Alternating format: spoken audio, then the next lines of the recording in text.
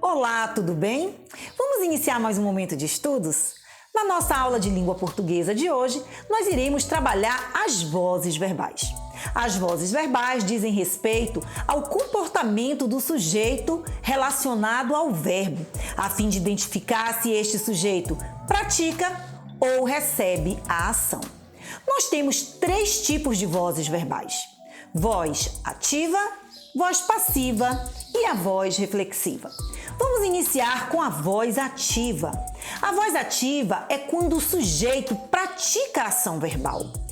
O homem construiu a casa. Nós temos nessa oração o sujeito, o homem, que está praticando a ação de construir uma casa.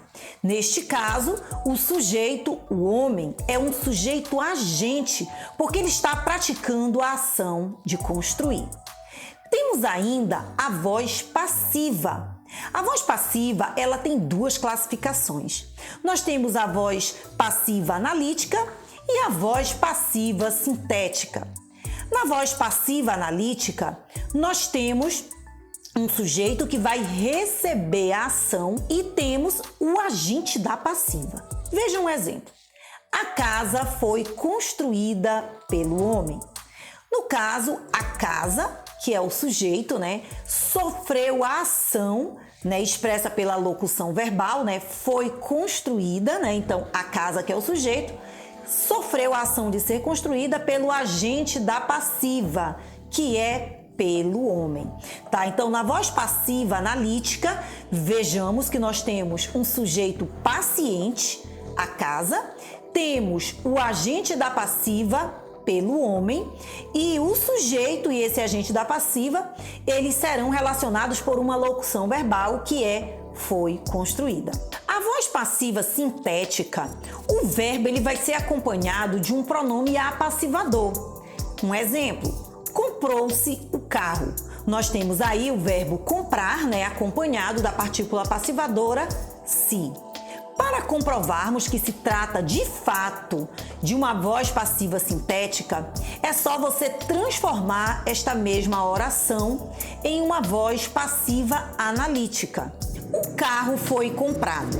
Vamos observar que nós teremos, quando transformamos a voz passiva sintética em analítica, nós teremos a locução verbal foi comprado.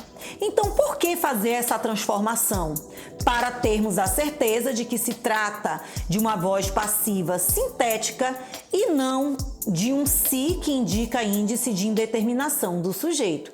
Então, em comprou-se um carro, esse se é uma partícula apassivadora, porque quando transformamos na voz passiva analítica, o carro foi comprado, nós obtemos a locução verbal foi comprado, que é característica da voz passiva, certo? Então, agora nós vamos ver o último tipo de voz verbal, que é a voz reflexiva. Nessa voz reflexiva, nós vamos ter uma certa ramificação que eu vou explicar já para vocês. Então, a voz reflexiva é quando o sujeito pratica e recebe a ação ao mesmo tempo. O garoto cortou-se.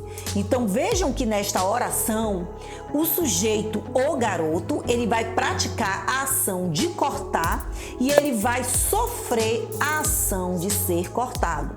Então, aí nós temos o caso de voz reflexiva. Dentro da voz reflexiva, temos ainda a voz recíproca, que vai acontecer em 2 situações. Quando nós temos um sujeito composto e quando temos um sujeito plural. Por exemplo, as crianças abraçaram-se, Então, as crianças, elas vão praticar uma ação recíproca, de abraçar e de serem abraçadas por elas mesmas, Então, vejam aí que há uma ação de reciprocidade, por isso, a classificação de voz recíproca. Temos ainda um exemplo como o menino e a menina beijaram-se, Então, um beijou ao outro. Temos aí uma relação de reciprocidade.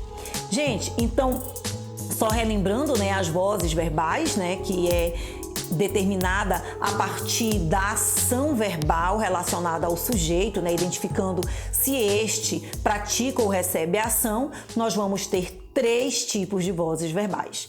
Voz ativa, em que o sujeito pratica a ação. Voz passiva, em que o sujeito recebe esta ação verbal, podendo ser a voz passiva analítica e a voz passiva sintética. E, por fim, a voz reflexiva, na qual o sujeito pratica e recebe a ação ao mesmo tempo. Nesse caso, nós temos também a voz recíproca, onde há uma relação de reciprocidade em casos especiais em que o sujeito é plural ou composto.